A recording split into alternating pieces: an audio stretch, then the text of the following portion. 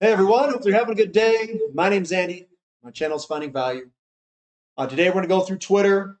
I did share some information myself on Twitter as well. I also put up the midweek update for the Platinum members on the website that go over the individual companies of all these different sectors. And again, we're running a promotion right now called Happy Birthday. If you're interested, put that in the discount coupon code for 50% off the first month of a monthly membership. All right, so let's dive in here. I'm going to interject a whole bunch of my opinions. There's going to be a lot of precious metals type stuff going on here today, and a bunch of other commodity type of information. And I generally cover financial topics, commodities specifically, and obviously wealth building and stuff like that as well. So let's dive in and take a look at what's going on. Again, if you want to follow me at finding_finance, and you can check out the website finding-value.com to get more detailed individual companies and how I'm playing this bull market with a variety of commodity type companies. And those sectors, just if you're interested, those sectors are mainly in oil, natural gas, energy services, precious metals, gold and silver, and that's the miners as well. Um, Fertilizer companies, dry bulk shipping, and I would say that's the majority. There's also some other tertiary stuff, aluminum, base metals, diversified mining companies. We get into that as well. So I'm going to start here. It says, now is the time to start thinking about how you are going to allocate money to gold, silver stocks, or ETFs. We've broken out for precious metals, and usually the miners will follow. SILJ ETF is cheap compared to silver. GDXJ ETF is cheap to gold. And if you need any help, there's the website. Now, looking at these charts, guys, uh, this thing looks ridiculously good. And I know we haven't broken anything. The downtrend isn't broken, blah, blah, blah, blah. I've got my methods and ways to determine what looks good and what doesn't. And I also know that the valuations are incredibly cheap on a ratio perspective. SILJ is probably one of a good few or a good chunk of the cheapest sectors in the market. And I just remembered uranium's very cheap too, and we do cover that also on the website, uranium companies. What I look for is that this ratio is cheap, which it is, and then I look for the green army to come up 1, 2, 3, 4, 5. So in 2016, this is the setup, guys. It's a long setup. We had a big surge in 2016 all the way up. When we consolidated, notice all these red candlesticks. They're all very small. The green candlesticks were big, and then we had a slow sell-off, selling pressure move. I think that this is going to be gigantic. Now, I'm not saying that this is necessarily going to happen immediately, although it could. What I am saying is this has the look of it, the potential of it, and the ratios are so cheap to the downside that we could see a big move in the silver junior mining companies, like a earth-shattering type move potentially. And we are very low in that move. We haven't really started the move yet. For a patient investor who is willing to sit on their hands and wait, and I don't think it's going to wait too much, but it could. I would be looking. I would be shopping myself here. This is GDXJ versus gold. We were at a very high level back at the peak of 2011. You can see it all the way up there. We came all the way down, and what do we see? We're seeing a basing pattern since 2016. We had a large, big green army show up, small selling pressure. Green army show up, small selling pressure. We are leaking sellers out of GDXJ in relationship to gold. And we are flatlining here. I like to call that the dead period. A dead period could be this one here. That's a dead period where the buyers equal the sellers and you get a big move. We're at another dead period where we could lurch or move to the upside. If the market conditions are right for this to happen, which I agree that they are, and we'll go over that and I'll show you why the market conditions are ripe for that to occur. If they're ripe and they do occur, I think GDXJ and SILJ and GDX and SIL those ETFs and all the companies that are related to those could do some crazy things. I'm talking crazy. So they're incredibly cheap. The setup's there. Again, it's not 100% probability, but I think I like my odds here. I really like my odds. Coming on back, this is the setup. So I want to describe the setup. We've got what happened in the 1970s and 2000s timeframes. Gold price increased because of these few main drivers. And the drivers are what are important, in my opinion, of the conditions for this to happen. So we've got a credit expansion from demographic buying homes. That's your credit side. The credit side is AKA demand. Now, I know a lot of people, oh, there's demand. Credit is demand. Credit expansion comes from more loans into the system from buying homes. Second, you get a decline in production or supply of gold. And what you get is you get a credit expansion on the demand side. On the supply side, you get a decline of production or supply. That is the conditions for a gigantic boom to occur. And another thing I look for during these time frames and what we have today is gold was cheap to stocks ratio. Gold is cheap to stocks. So gold is cheap to stocks. And then you've got GDX, GDXJ, SIL, and SILJ cheap to gold. So when you unwind this, this is a multiple leverage bet against stocks. I think eventually, and I'm not saying immediately, eventually stocks will underperform gold and silver mining stocks. They will also underperform the precious metals themselves. So I think we are going to see a big unwind of SILJ and GDXJ being cheap. It's going to unwind and go all the way to expensive. These are the drivers that are going to cause that revaluation. So these are the same drivers that are in place today. Technical charts look awfully good right now, and all of the ratios are hitting right now. They are good. So this is global mine production looking backwards. And what I want you to focus on is the early 70s here. In the early 70s, we had a decline in the supply of gold. Did you see that decline all the way to about 1979? 1980, we started to increase our production or the supply of gold. We had that same setup in 1999, 2000, 01, 02, 03, 04, all the way down to 2009, and then it increased in 2010, 2011. And we had some stimulus demand on top of that.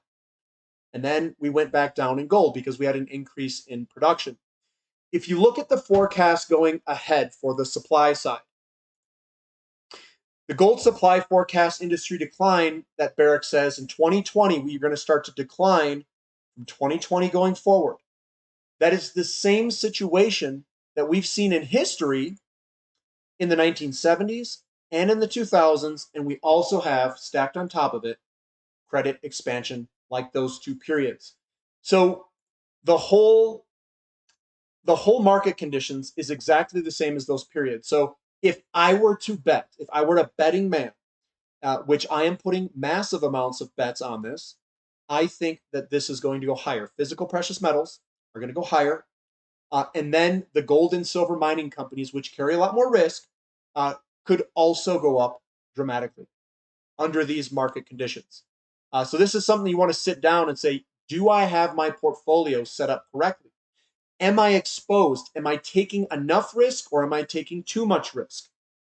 All of those questions should be asked now, and the positions should start to accumulate positions in those areas is what I'm doing. Again, not advice, but that's what I'm doing. So I'm looking at it, I'm evaluating it. I want to get what is the right position size? What are the right companies? Are they cash flowing? Are they speculative?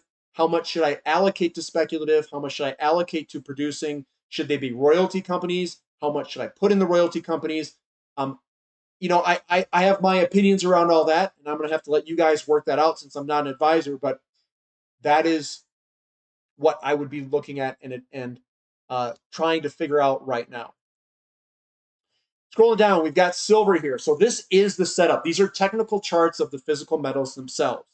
So silver retest, complete, strap on your seatbelt because this rocket is going to the moon.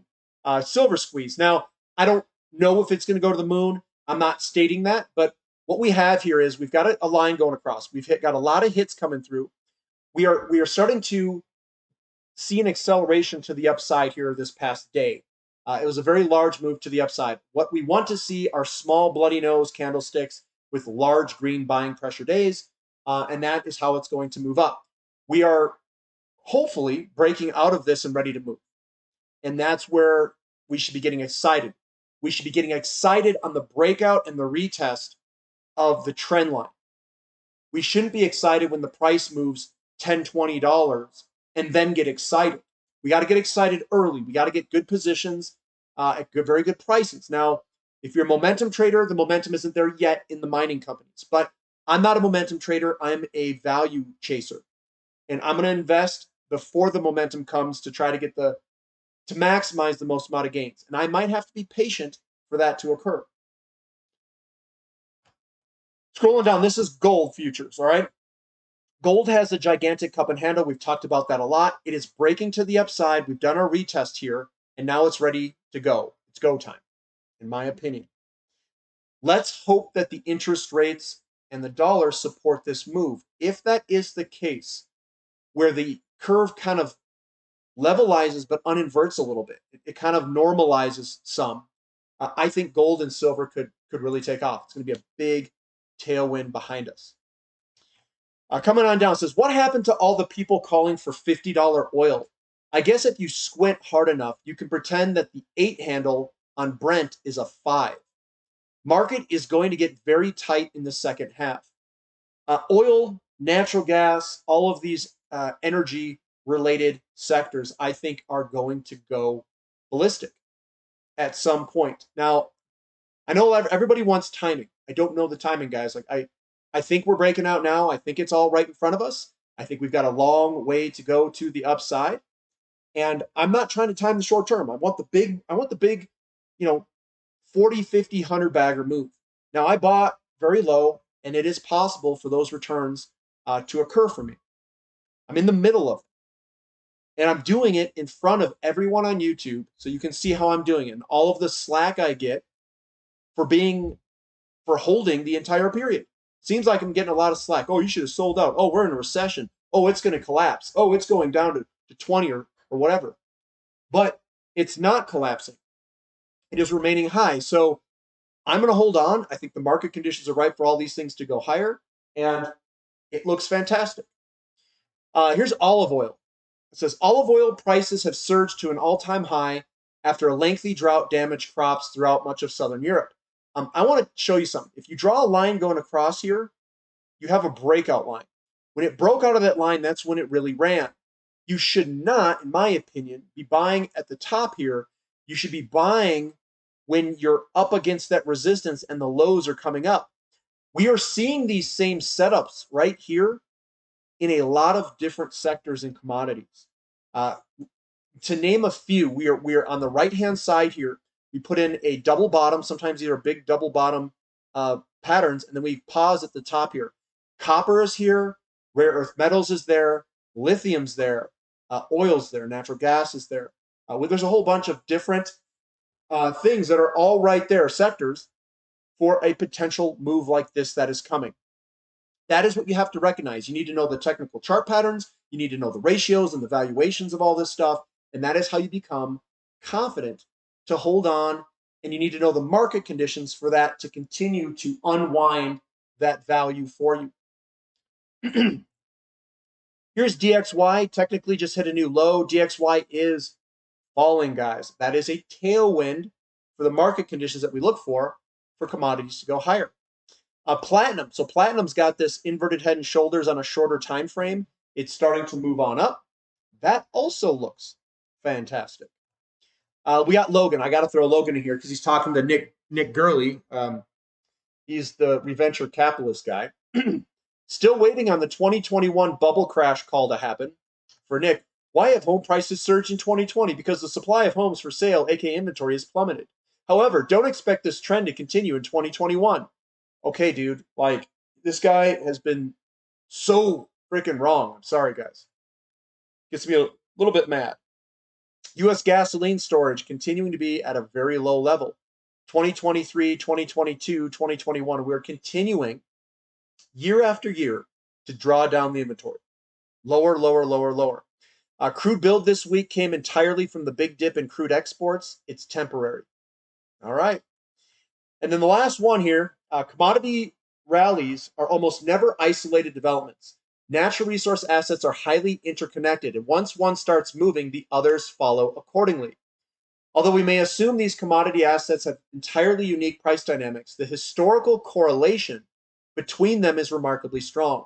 We are likely experiencing the initial phase of another long-term gold cycle, and other precious or base metals shouldn't be too far behind. He's got copper and gold here. And you know what's pushing these up and down? This is what my entire research, or not research, when I went and I researched all of this stuff, they are all interconnected. Even oil is. And what interconnects them is the real estate market and demographic. It's the credit expansion. Credit expanding puts everything into a shortage. Now, these bull markets in the past may not be as big as the one that we're going to experience in the future. Why is that? Because on the supply side, you have what's driving these historically is the credit expands at a faster rate than supply. It puts it into a shortage, and then supply catches up. My question is, what if supply can't catch up? What if we have some serious constraints on the supply side? That is where the credit expands, it gets into a shortage, and then if the supply can't keep up, we could see inflation for a long time. That is what I think is likely to happen. I don't think we've got the projects in the pipeline. I don't think we have the investment in the pipeline. And then they're throwing out these renewables that are going to replace the fossil fuels. But what if the renewables don't work? Fossil fuel prices are going to go way up. That is what I think is the setup. The conditions are all there for it to occur on the credit side and the supply side, or on the demand side. And the conditions are all there on the supply side. Last time that happened, we saw a little glimpse of it in the 1970s. 1970s was peak oil in America. People panicked and they ran to gold and silver because they were starting to worry about inflation and they were starting to worry about the currency. What do you think is going to come if we have a supply side constraint on a whole bunch of things? I think people are going to worry about the currency. And if this is the beginning of that move and you position your portfolio correctly, I think the root cause is it's obviously going to have to be demographic, because if the demographic didn't exist, you wouldn't have the need for energy. The demographic interacting with the credit expansion, which interacts with the energy markets, and the energy markets are on a correlation to GDP on a one-to-one relationship. If you can't increase your GDP, your energy, or you can't increase a lot of these inputs on the energy side. So if we're going renewables, your input's now copper. So copper and oil are your two inputs. So if they're constrained, that's your problem. And I think it's going to manifest itself in precious metal pricing out in the future. And we could be starting that move now. So that's when we want to look. We want to do it now when it's before the big move. And we want to say, okay, am I allocated to enough speculative stuff? Is the juice worth the squeeze in this stuff? And what are some producers that are growing production into gold price and silver price strength? There's not a ton of large producing companies that can increase their supply of gold. That's why when we saw Barrick Gold, it was going down. So if we can find companies, maybe these small cap companies that can grow production into the strength, the pricing strength of gold and silver, they could do very well. They could do very well. But that's what I've got for today, guys. Give me a thumb up for the content. Subscribe to the channel. Subscribe to the website if you like. We do have a 5 p.m. Mountain Standard Time on Sunday question and answer session. All right, guys. We'll catch you later. This is Finding Value.